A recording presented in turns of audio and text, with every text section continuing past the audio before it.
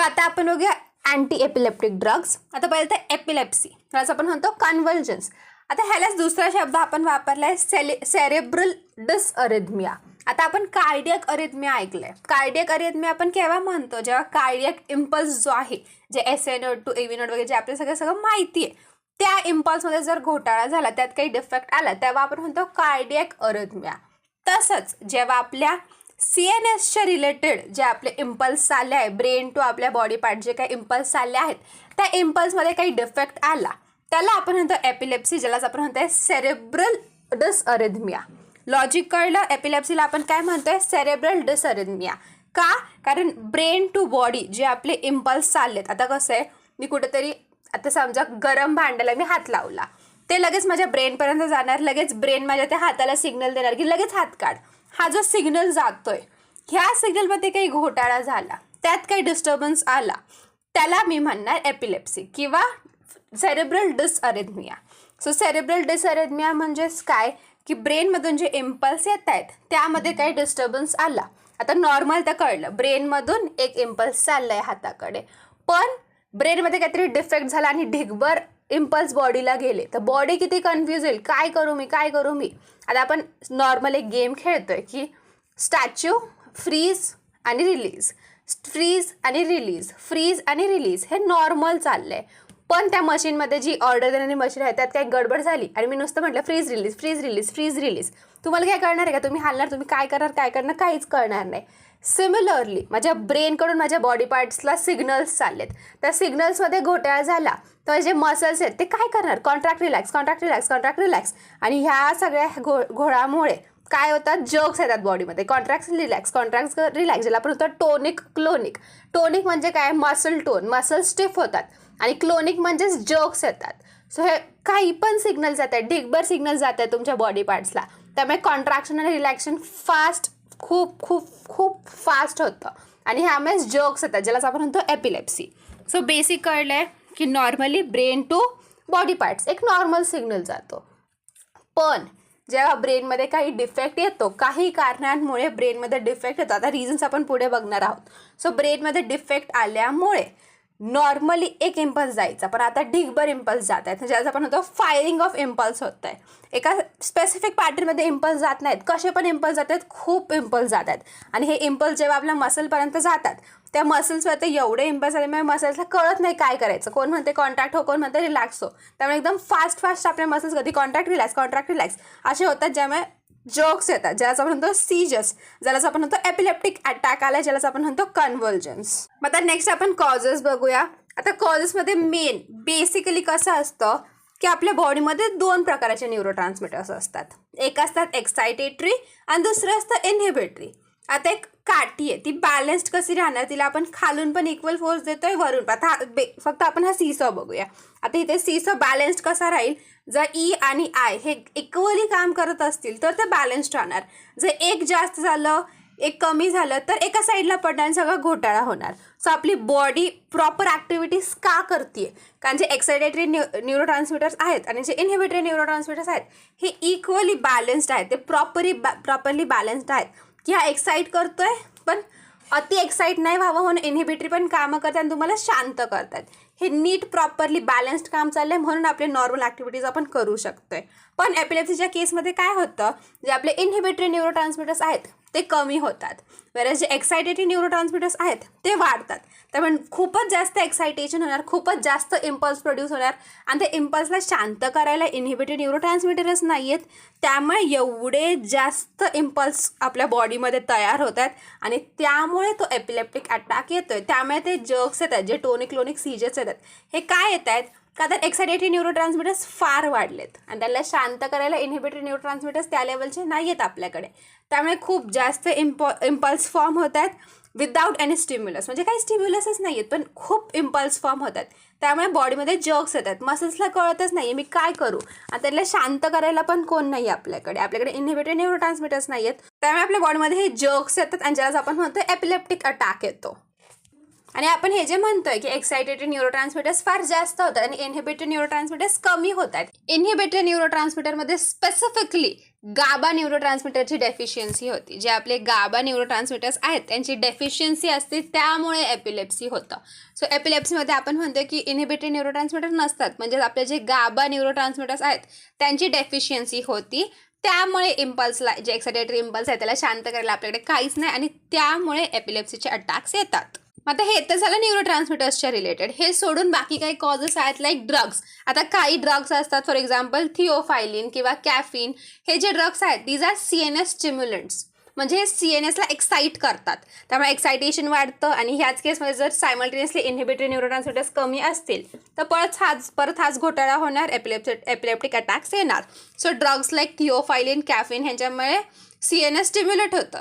CNS stimulate झालं, CNS excite झालं, त्यामुळे एपिलेप्टिक अटॅक्स येऊ शकतात. मग third is tumour in brain.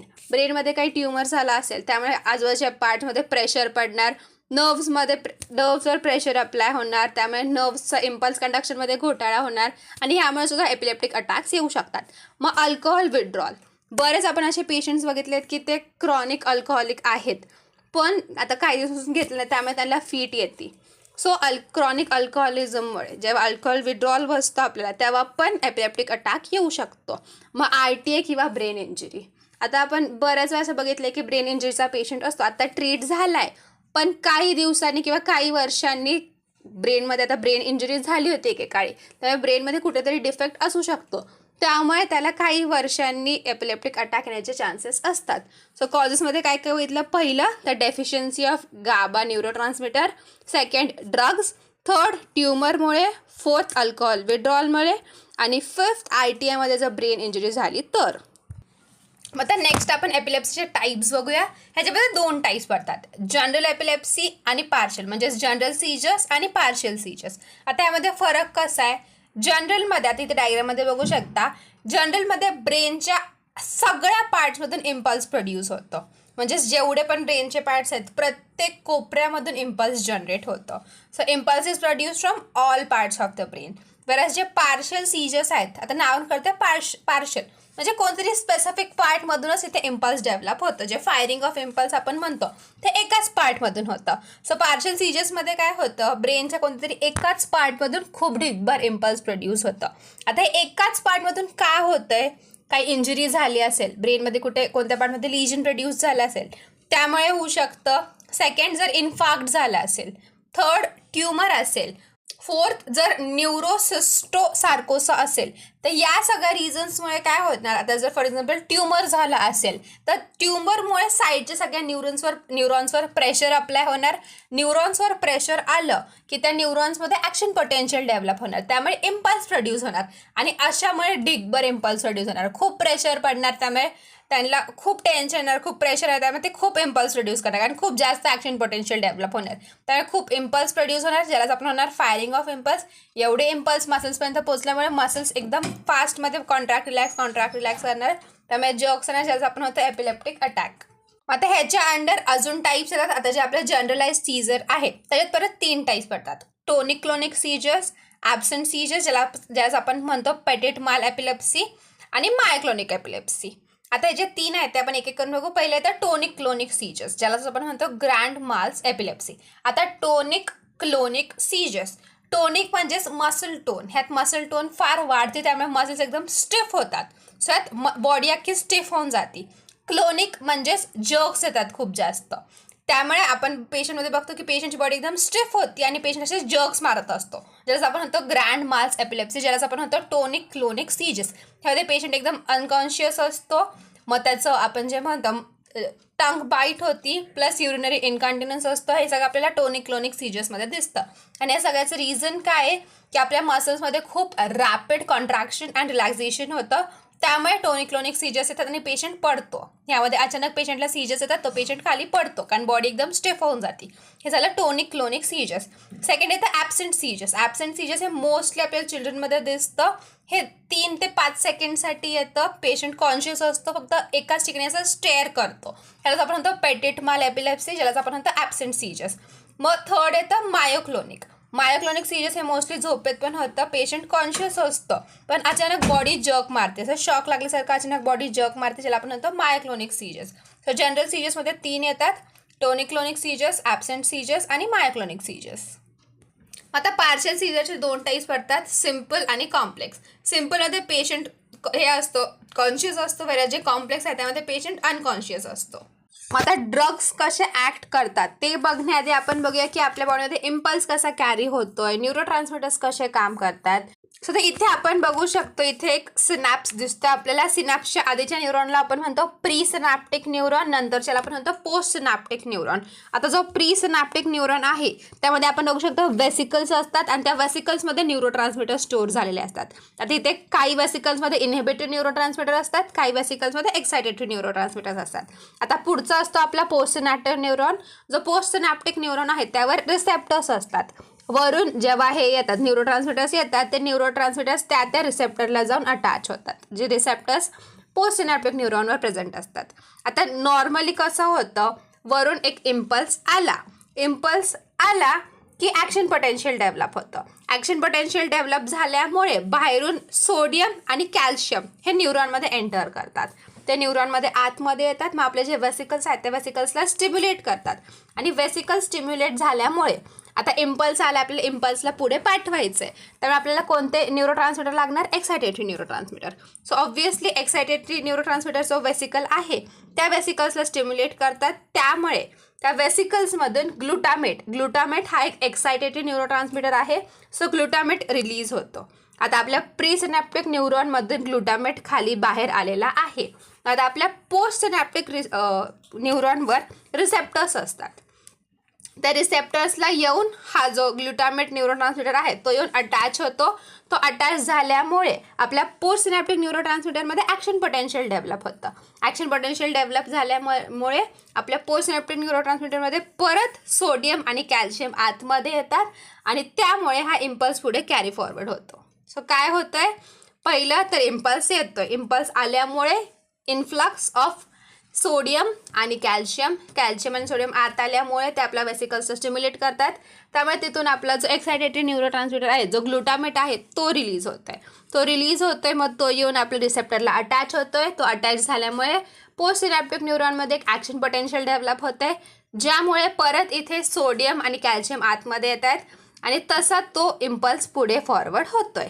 आता हे नॉर्मली होतं, पण आपल्या एपिलेप्सीच्या केसमध्ये हे खूप जास्त इम्पल्स येतात, त्यामुळे खूप जास्त फास्ट ही प्रोसिजर होती आणि त्यामुळे एवढी फास्ट प्रोसिजर झाल्यामुळे सीजर्स येतात.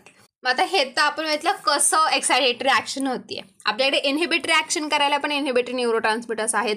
ते कसे काम करतात, आता जे आपल्याला इनहिबिट करायचं असतं त्या केसमध्ये वेसिकल्समधून, आता गाबाचे इनहिबिटरीचे वेगळे वेसिकल्स असतात, एक्सायटेटरीचे वेगळे वेसिकल्स असतात. सो इनहिबिटरीच्या वेसिकल्समधून गाबा रिलीज होतो. आता हा जो गाबा रिलीज झालाय तो जातो पोस्ट सिनॅप्टिक न्यूरॉनवर, गाबा रिसेप्टरला जाऊन हा अटॅच होतो. गाबा रिसेप्टरला अटॅच झाल्यानंतर त्याच्यामधून मग क्लोरीन आयन्स फ्लो करतात आतमध्ये. जो पोस्ट सिनॅप्टिक न्यूरॉन आहे त्याच्यामध्ये क्लोरीन्स आतमध्ये येतात आणि क्लोरीन आयन आतमध्ये आल्यामुळे तिथं हायपरपोलरायझेशन होतं आणि हायपरपोलरायझेशन झाल्यामुळे इम्पल्स पुढे पासच होऊ शकत नाही, ॲक्शन पोटेन्शियल डेव्हलपच होऊ शकत नाही, इम्पल्स पुढे जाऊच शकत नाही. सो असं ॲक्ट करतं आपलं गाबा न्यूरोट्रान्समिटर. सो गाबा काय करतं, गाबा पहिलं तर प्री सिनॅप्टिक न्यूरॉनमध्ये जे वेसिकल्स आहेत तिथून गाबा रिलीज होतं. मग गाबा येतं पोस्ट सिनॅप्टिकवर जे गाबा रिसेप्टर आहे तिथे येऊन अटॅच होतं.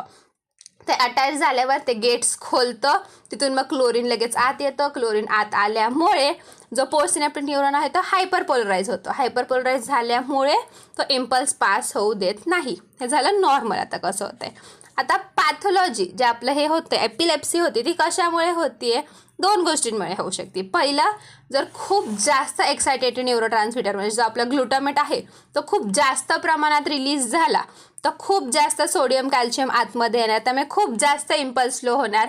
म्हणजे एवढा जास्त होईल की जरी गाबा काम करत असतील पण गाबा कमीच पडणार.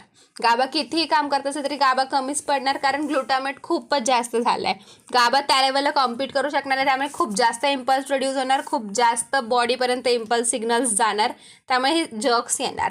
सेकंड रिझन इज, जर गाबाची डेफिशियन्सी असेल, गाबाच नसेल तर इम्पल्सेसला इनहिबिट करायला कोणच नाही आहे, इम्पल्सला पुढे जाण्यापासून रोखण्यासाठी काहीच नाही आहे, त्यामुळे इम्पल्सेस स्लो होत राहणार, अति इम्पल्स स्लो होणार, त्यामुळे जर्क्स येणार. सो 2 रिझन्स काय आहेत एपिलेप्सीसाठी. पहिला, जर खूप जास्त एक्सेसमध्ये ग्लुटामेट रिलीज झालं. सेकंड जर गाबा डेफिशियन्सी झाली. सो या 2 रिझन्समुळे एपिलेप्सीचे अटॅक्स येतात. आता अजून एक गोष्ट असते, आता गाबाला पण शांत करायला कोणतरी पाहिजे, कारण गाबा काय करतोय, येतोय तो समोरच्या न्यूरॉनला, नेक्स्ट न्यूरॉनला इनहिबिट करतो, त्यामुळे इम्पल्स पास होऊ देत नाहीये. हे काम झालं, गाबाला पण चल ये घरी असं करायला कोणतरी पाहिजे की बाद झाला आता ॲक्ट करू नको. सो ह्यासाठी आपल्याकडे असतं गाबा ट्रान्स अमायनेज. सो यासाठी आपल्याकडे असतं GABA transaminase, that is gamma amino butyric acid transaminase. हे काय करतं, हे तुमच्या गाबाला न्यूट्रलाइज करतं की बस आता बस झालं, काम करायचं नाही, गाबाला न्यूट्रलाइज करून टाकतं. सो जर काही रिझन्समुळे हे गाबा टी फार जास्त प्रोड्यूस झालं तर ते सगळ्या गाबाला डिस्ट्रॉय करून टाकेल. त्यामुळे आपल्याकडे शांत करायला कोणीच राहणार नाही. सो जे आपले इम्पल्स एवढे फ्लो होत आहेत त्या इम्पल्सला इनहिबिट करायलाच काही राहणार नाही. त्यामुळे खूप जास्त इम्पल्स प्रोड्यूस होणार, खूप जास्त इम्पल्स आपल्या ऑर्गन्सपर्यंत पोहोचणार, त्यामुळे जर्क्स वगैरे सगळे एपिलेप्टिक अटॅक्स येणार. सो तिसरं रिझन आपण काय बघितलं की जर खूप जास्त प्रमाणात हे GABA T, that is gamma amino butyric acid transaminase हे फार जास्त एक्सेसमध्ये प्रोड्यूस झालं तर हे गाबाला डिस्ट्रॉय करून टाकेल. त्यामुळे इम्पल्सला थांबवण्यासाठी, इम्पल्सला रोखण्यासाठी काहीच राहणार नाही. सो या 3 रिझन्समुळे एपिलेप्टिक अटॅक येतो. सो ते पॅथॉलॉजी काय काय होती, पहिलं तर excess secretion of glutamate, second GABA deficiency आणि third excess secretion of GABA transaminase. आता आपण ड्रग्स बघूया. आता जे ड्रग्स आपण देतो ते आपण जे बघायचे पॅथॉलॉजीचे 3 पॉईंट सांगितले, त्या 3 पॉईंट्सवरच काम करणारे ड्रग्स आपण देतो. म्हणजे पहिलं तर आपण देतो असे ड्रग्स जे गाबाची ॲक्शन वाढवतात, म्हणजे जे गाबा अगोनिस्ट असतात. आता हे जर गाबाची ॲक्शन वाढवतात, जर हे गाबासारखं ॲक्ट करतात तर हे काय करणार, हे जाऊन गाबा रिसेप्टरला अटॅच होणार. गाबा रिसेप्टरला अटॅच झाल्यामुळे क्लोरीनसाठी गेट उघडणार, क्लोरीन सगळं आत येणार, क्लोरीन आत आल्यामुळे मेम्ब्रेन हायपरपोलराईज होणार, ज्यामुळे इम्पल्स पुढे कॅरी होऊ शकत नाही. त्यामुळे तुमचे जे सीजर्स आहेत ते येणारच नाही, सीजर्स सप्रेस होऊन जाणार. सो पहिली कॅटेगरी काय आहेत की असे ड्रग्स जे गाबाची ॲक्शन वाढवतात किंवा गाबा अगोनिस्ट असं पण म्हणू शकतो. सो हे झाली आपली फर्स्ट कॅटेगरी ऑफ ड्रग्स. आता सेकंड कॅटेगरी आपल्याकडे अशी आहे जे आपलं गाबा ट्रान्स अमायनेज होतं त्याला इनहिबिट करतं. आता जर गाबा ट्रान्स अमायनेज इनहिबिट झालं तर गाबाला न्यूट्रलाइज करायला काहीच नाही आहे. सो गाबा बराच वेळ टिकणार तिथे, गाबा आरामशीर त्याचं काम करणार आणि त्यामुळे ते इम्पल्सला इनहिबिट करणार, इम्पल्सला पुढे कॅरी होऊच देणार नाही. सो यामुळे सीजर्स येणारच नाहीत, कारण आपण इम्पल्सच ब्लॉक करतोय. इम्पल्स आपल्या त्या ऑर्गन्सपर्यंत, मसल्सपर्यंत पोचतच नाहीये, त्यामुळे सीजर्स सप्रेस होऊन जाणार. ही झाली आपली सेकंड कॅटेगरी, दॅट इज असे ड्रग्स जे गाबा ट्रान्स अमायनेजला सप्रेस करतात. मग आता येते आपली थर्ड कॅटेगरी. आता पॅथॉलॉजी बघताना आपण एक पॉईंट बघितलेला की जर ग्लुटामेटचं फार जास्त एक्सेस सिक्रिशन झालं त्यामुळे खूप जास्त एक्सायटेशन होणार आणि त्यामुळे खूप जास्त इम्पल्सेस प्रोड्यूस होणार. आता ग्लुटामेटचं सिक्रिशनच थांबवलं आपण, ते कसंच थांबवू शकतो आपण. नॉर्मली काय होतं की इम्पल्स येतो, मग सोडियम आणि कॅल्शियम आतमध्ये येतात न्यूरॉनमध्ये, मग ते आपल्या वेसिकल्सला स्टिम्युलेट करतात आणि वेसिकल्स आपल्या ग्लुटामेट न्यूरोट्रान्समीटरला रिलीज करतात. आता जर आपण सोडियम आणि पोटॅशियमचे चॅनल्सच ब्लॉक करून टाकले, जर सोडियम आणि कॅल्शियमचे चॅनल्सच ब्लॉक करून टाकले, त्यामुळे सोडियम आणि कॅल्शियम न्यूरॉनमध्ये येऊच शकत नाही. ते जर न्यूरॉनमध्ये नाही आलं तर ते वेसिकलला स्टिम्युलेट नाही करणार, मग आपलं ग्लुटामेट रिलीजच नाही होणार, म्हणजे इम्पल्स पुढे पासच होऊ शकणार नाही. सो अशा ॲक्ट करतात थर्ड कॅटेगरीचे ड्रग्स, जे काय करतात आपल्या सोडियम आणि कॅल्शियम चॅनल्सला ब्लॉक करून टाकतात. जर हे आत आलंच नाही, आपलं सोडियम आणि कॅल्शियम न्यूरॉनमध्ये आलंच नाही, मेम्ब्रेनच्या आतमध्ये आलंच नाही, तर जे डिपोलरायझेशन वगैरे प्रोसेस आहे ती होणारच नाही, ॲक्शन पोटेन्शियल जनरेटच होणार नाही, त्यामुळे वेसिकल स्टिम्युलेटच होणार नाही, त्यामुळे ग्लुटामेट रिलीजच होणार नाही, त्यामुळे इम्पल्स पुढे कॅरीच होऊ शकणार नाही. त्यामुळे इम्पल्स झाला ब्लॉक, त्यामुळे ते सिग्नल्स पोहोचणारच नाही मसल्सपर्यंत, मग कसे सीजर्स येणार आहेत. सो ही झाली आपली थर्ड कॅटेगरी. सो 3 कॅटेगरीज काय आहेत आपल्याकडे. पहिलं तर आपण गाबाची ॲक्शन वाढवतो, म्हणजेच गाबा ॲगॉनिस्ट आहेत. सेकंड आपण गाबा ट्रान्स अमायनेजला सप्रेस करतो आणि थर्ड आपण सोडियम आणि कॅल्शियम चॅनल्सला ब्लॉक करतो. सो आता पहिलं जे आपण सांगितलेलं त्याच्या अंडर काय येतं आपण बघूया. पहिलं जे आपल्या गाबाची ॲक्शन वाढवतात, आता ह्याच्यामध्ये येतं बेन्झोडायझेपाईन्स. बेन्झोडायझेपाईनमध्ये काय येतं आपल्याला माहिती आहे, लोराझेपाम, डायझेपाम. आता जे डायझेपाम आहे आपण मोस्टली चिल्ड्रनमध्ये देतो. जेव्हा चिल्ड्रनमध्ये एपिलेप्टिक अटॅक्स येतात त्यामध्ये आपण डायझेपाम देतो in the form of nasal spray. म्हणजे लोराझेपाम आहे, लोराझेपाम आपण मोस्टली स्टेटस एपिलेप्टिकसमध्ये देतो. स्टेटस एपिलेप्टिकस म्हणजेच 5-5 मिनिटाला, दर 5-5 मिनिटाला जर एपिलेप्टिक अटॅक्स येतात त्याला आपण म्हणतो स्टेटस एपिलेप्टिकस. त्यामध्ये आपण लोराझेपाम देतो. मग आपल्याकडे फेनोबार्बिटॉन. फेनोबार्बिटॉन हे गाबा ॲगॉनिस्टसारखं काम करतं. म्हणजेच जे फेनोबार्बिटॉन आहे ते दिल्यावर ते जाऊन गाबा रिसेप्टरला स्टिम्युलेट करतं आणि मग सगळी प्रोसेस घडून येते, ज्यामुळे इम्पल्स पुढे कॅरी फॉरवर्ड होऊ शकत नाही. सो फेनोबार्बिटॉन जे आहे ते गाबा ॲगॉनिस्ट काम करतं. मग आपल्याकडे आहे गाबा पेंटिन आणि प्रीगाबालिन. आता गाबा पेंटिन आणि प्रीगाबालिन हे 2 ॲक्शन दाखवतं. पहिलं तर आपण हे कन्व्हल्जन्समध्ये वापरतोच. जे सीजर्स आहेत त्याला सप्रेस करायला आपण वापरतोच. ते गाबाचं ॲक्टिव्हिटी वाढवतं. प्लस ते न्यूरोजेनिक पेनला कमी करतं. आता न्यूरोजेनिक पेन म्हणजे कोणत्याही नर्व पॅथॉलॉजीमुळे जर पेन डेव्हलप होत असेल, कोणत्याही नर्वमध्ये डिफेक्ट आल्यामुळे जर पुढे जाऊन पेन डेव्हलप होत आहे, तर त्या पेनला कमी करण्यासाठी आपण देतो गाबापेंटिन प्लस प्रीगाबालिन. आणि दिस गाबापेंटिन अँड प्रीगाबालिन हे आपण B12 किंवा डायक्लोफिनॅकसोबत देतो.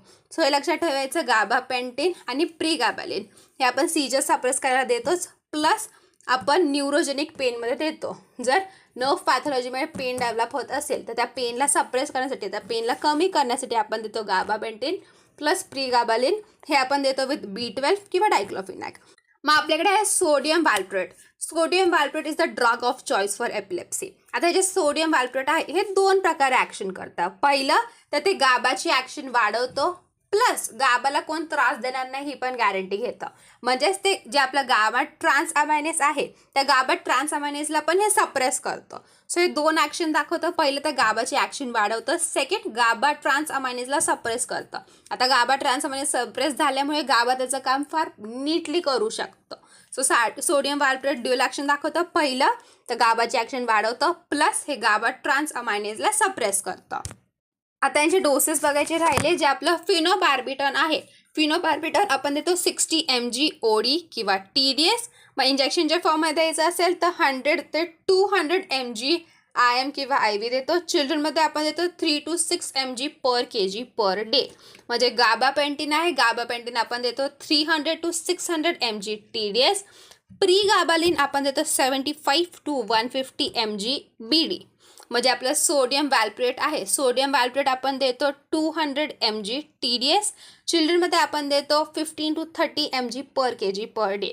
सो मेन काय होतं आपलं फिनोबार्बिटॉन. फिनोबार्बिटॉन किती सांगितलं आपण, 60 mg OD किंवा TDS करायचं. इंजेक्शन द्यायचं असेल तर 100 ते 200 mg IM किंवा IV द्यायचं. म्हणजे सोडियम व्हॅल्प्रोएट आहे हे किती सांगितलं, 200 mg TDS. मग गाबालिन आणि प्रीगाबालिन. गाबालिनचं सांगितलं 300 ते 600 mg TDS. प्रीगाबालिन सांगितलं 75 to 150 mg BD. मग आता येते आपली थर्ड कॅटेगरी, असे ड्रग्स जे तुमच्या सोडियम आणि कॅल्शियम चॅनल्सला ब्लॉक करतात. ह्यात आपल्याकडे येतो फिनायटॉइन. आता फिनायटॉइन, फॉस्फेनाटॉइन, कार्बामाझेपाइन हे असे ड्रग्स आहेत जे तुमच्या सोडियम चॅनल्सला ब्लॉक करतात. आता इथे 2 चॅनल्स आहेत, सोडियम आणि कॅल्शियम. सोडियमला ब्लॉक करणारे आपल्याकडे आहेत फिनायटॉइन, फॉस्फेनाटॉइन, कार्बामाझेपाइन. कॅल्शियम चॅनल्सला ब्लॉक करणारे आपल्याकडे आहे टोपिरामेट आणि इथोसक्सिमाइड. काय काय, टोपिरामेट आणि इथोसक्सिमाइड. सो आता एक एक करून बघूया. पहिले तर आपलं फिनायटॉइन. फिनायटॉइन काय करतं, तुमच्या सोडियम चॅनल्सला ब्लॉक करतं. त्यामुळे ते सोडियम आत येऊ शकत नाही, ते तुमच्या बेसिकल्सला स्टिम्युलेट करू शकत नाही. त्यामुळे न्यूरोट्रान्समिटर्स रिलीजच होणार नाहीत. सो असं करून इम्पल्स पुढे जाणारच नाही, त्यामुळे सीजर येऊच शकणार नाही. आता हे जे फिनायटॉइन आहे त्याचा डोस असतो 100 ते 200 mg BD आणि चिल्ड्रनमध्ये 5 to 8 mg per kg per day. So काय लक्षात ठेवायचं, फिनायटॉइनचा डोस काय 100 ते 200 mg BD दिलं जातं. म्हणजे फॉस्फेनाटॉइन आहे ते आपण 25 to 100 mg देतो. जे कार्बामाझेपाइन आहे ह्याचा डोस आहे 200 to 400 mg TDS. मग येतं लॅमोट्रिजिन. लॅमोट्रिजिनचा डोस आहे 50 mg पर डे. मग टोपिरामेट आणि एथोसक्सिमाइड हे दोन्ही आहेत कॅल्शियम चॅनल ब्लॉकर्स. टोपिरामेटचा डोस आहे 100 to 200 mg BD आणि इथोसक्सिमाइडचा डोस आहे 20 to 40 mg per kg per day. So आता ड्रग्स काय काय पाहिले आपण. पहिलं जे गाबाची ॲक्शन वाढवतं त्यात काय होतं, बेन्झोडायझेपाइन, ह्यात येतं लोराझेपाम, डायझेपाम. मग फिनोबार्बिटॉन, गाबापेंटिन, प्रीगाबालिन, सोडियम व्हॅल्प्रोएट. म्हणजे आपले गाबा ट्रान्सअमायनेसला सप्रेस करतो त्यात येतो सोडियम व्हॅल्प्रोएट. आपल्या सोडियम आणि कॅल्शियम चॅनल्सला ब्लॉक करणाऱ्यांमध्ये येतं फिनायटॉइन, फॉस्फेनाटॉइन, कार्बामाझेपाइन, लॅमोट्रिजिन, टोपिरामेट आणि इथोसक्सिमाइड. मग आता या ड्रग्सचे युजेस बघूयात आपण. पहिलं तर आपल्याला माहिती आहे एपिलेप्सीमध्ये कसे आपण हे ड्रग्स वापरतो. हे ड्रग्स वापरल्यामुळे हे इम्पल्सला पुढे जाऊ देत नाही. हे सगळे ड्रग्स कसं काम करतात, हे इम्पल्सला पुढे जाऊ देत नाहीत.